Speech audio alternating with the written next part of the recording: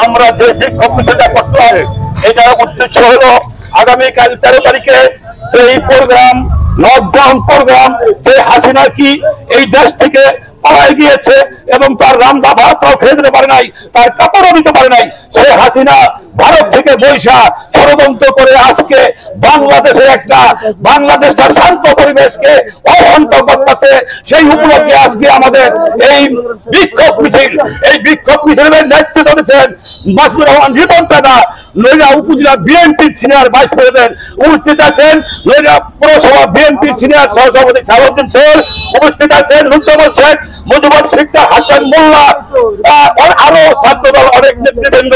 সংগ্রামী ছাত্র বন্ধুগণ, একটা কথা আমি আওয়ামী লীগের উদ্দেশ্যে বলতে চাই, শান্ত পরিবেশকে অশান্ত যদি করেন একটা আওয়ামী লীগের লোক ঘরে থাকার কথা। বিগত 17টা বছর আমরা ঢাকাতেও থাকতে পারি নাই, ঢাকা থেকে আমাদেরকে অ্যারেস্ট করা হয়েছে। কারণ আমি আওয়ামী লীগের ভাইদেরকে বলবো, শেখ হাসিনা ভারত থেকে যাই কিছু করুক না কেন ওইটার ভিতরে আপনারা কান দিবেন না। আপনারা যদি ষড়যন্ত্র যদি আপনারা থাকেন তাহলে একটা লোক নিয়ে ঘরে থাকতে পারবেন না। কারণ আমরা এই দেশে ঘরেও থাকতে পারি না প্রোগ্রাম ছাড়া। সেই জন্য আপনাদেরকে উদ্দেশ্যে বললাম, সংগ্রামী ছাত্র বন্ধুগণ, আপনারা যে যেখানে আছেন আমাদের ছাত্রদল যুবদলের মন্ডলের ভাইয়েরা, আওয়ামী লীগ তারা কোথায় যায় না যায় এটা দিক নির্দেশনা রাখতে হবে, কে কোথায় যায় কি কাজ করে না করে এগুলি খবর রাখতে হবে। সংগ্রামী ছাত্র বন্ধুগণ, দুঃখের বিষয় বলতে হয়, এই যে রিপন দাদা আমার সামনে দাঁড়িয়ে আছে, এই রিপন দাদা জার্মান থেকে মার্ডার কেসের মামলা খেয়েছে। আপনারা অনেকেই জানেন, আপনারা যারা নাকি নৈরাতে আওয়ামী লীগ করেন তারা ইচ্ছা হিসাবে মার কুলে বসে আছেন, কারণ আপনারা কোনো মামলা খান নাই।